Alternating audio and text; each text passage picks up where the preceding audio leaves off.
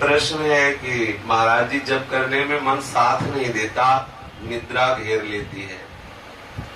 तो पहली बात तो ये है कि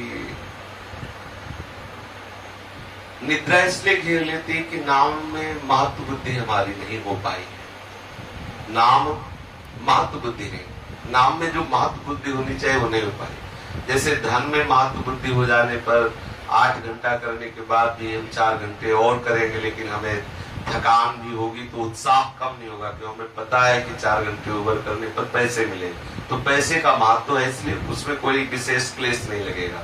नाम में जो निद्रा आती है उसका प्रधान कारण है नाम में महत्व बुद्धि न होना, और गौड़ कारण है उदर शाप ना होना, निद्रा पूरी ना होना और प्रमाद स्थिति। ये है। यदि हम निरंतर नाम जप करने का या समय जो हमने नाम जप का लिया है उसको ठीक से नाम जप में लगाना है, तो पहली बात सात्विक भोजन होना चाहिए, उदर स्वच्छ होना चाहिए, अर्थात वो कब्ज नहीं होनी चाहिए, और ठीक समय से सोना चाहिए।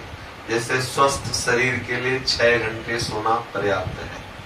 छोटा कोई बच्चा है या बहुत श्रम करने वाला है तो 7 घंटे ठीक है, नहीं साधक के लिए 5 घंटे से ज्यादा आवश्यकता है। अच्छे साधक तो 4 घंटे में ही कर लेते हैं। फिर जब आगे पूर्ण सात्विक भाव आ जाता है तो निद्रा होती ही नहीं। वो उनका भजन साधन में ही, प्रभु के चिंतन में ही इंद्रियों को वो बल मिल जाता है जो निद्रा से प्राप्त होता है। पर साधक को 5 घंटे या बहुत कमजोरी हो तो 6 घंटे, 7 घंटे नहीं, 7 घंटे या बहुत श्रम करने वाला या फिर बच्चा आदि जो साधक हो वो ठीक है। अगर निद्रा समय से पूरी हो और पेट साफ हो, भोजन सात्विक हो, तो हमें लगता है कि भजन करने में रुचि होगी। और यदि फिर भी रुचि नहीं हो रही तो समझो कि पूर्व प्रारब्ध जो है, पूर्व पाप जो है वो हमें बाधा दे रहा है, तो हमें उससे लड़ना है। अगर बैठ के जब करने से निद्रा आती तो हम खड़े हो जाते हैं, ऐसा कुछ है तो हम मुंह धो लेते हैं, हम थोड़ी देर टहल के जब कर लेते हैं। नाम नहीं छोड़ना, जप नहीं छोड़ना, और हमें निद्रा को आदर नहीं करना।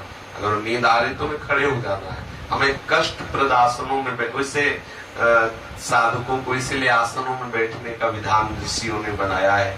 जैसे सिद्धासन, कभी नींद नहीं आ सकती, ठीक सिद्धासन लगा कभी नींद नहीं आएगी। पद्मासन, कभी निद्रा नहीं आ सकती। यदि हम आसनों में बैठे हो तो कभी नींद नहीं आएगी।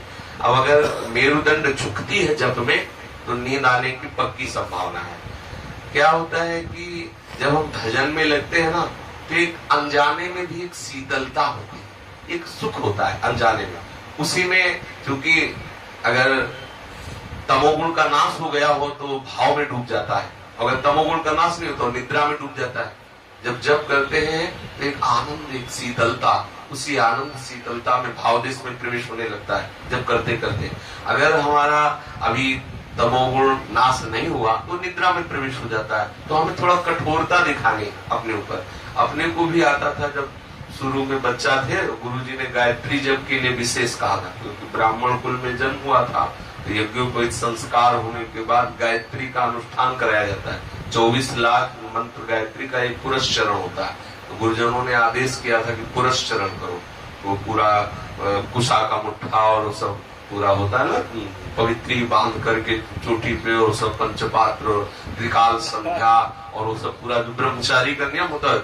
और उसमें जैसे निद्रा आती है तो निद्रा ना ले पावे, इसके लिए हम 2-3 आसनों का प्रयोग करें। एक वो वीरासन है, वीरासन समझते हैं ना कैसे? हाँ, वो वीरासन जो हनुमान जी बैठते थे, वीरासन कैसे? ये वीरासन जो पंजा, पिछला पैर जो है उसका पंजा होना चाहिए, पंजा, पूरा पैर नहीं लगता। जैसे मतलब ऐसे जैसे लोग बैठते हैं ना, ये देखो जैसे पंजा है ना, ऐसे पंजे पे। अब पूरा पंजे पे, अंगुलियों पे हम बैठे हुए। अब इसमें नींद नहीं आ सकती। अब हम हाला हाथ में लिए नहीं आ सकते। अब ये पैर थका तो फिर इस पे बैठे, ऐसे बैठे। अब ये पंजे पे है तो निद्रा नहीं आ सकती, कदापि आ ही नहीं सकती। सुखद में निद्रा आती है ऐसे बैठ। और जब कभी बहुत थक जाते ना तो खड़े हो जाते, फिर दीवार का सहारा लेकर एक पैर उठा लेते, एक पैर केवल करते। कभी ऐसा बाई चांस हुआ कि निद्रा आ ही गई है, मतलब बैठे हो ना, तो फिर हम चुटकी काटते अपने पेट में कि वो थोड़ा कष्ट हो जिससे नींद ना आए। धीरे धीरे धीरे धीरे एक अभ्यास जब आसनों का बन गया, पद्मासन में बैठो नींद नहीं आएगी, आप देख लो बैठ के, क्यों नींद नहीं आएगी? इतनी पीड़ा होती है, इतनी पीड़ा होती है कि नींद आएगी नहीं। सिद्धासन में बैठो नींद ही नहीं आएगी।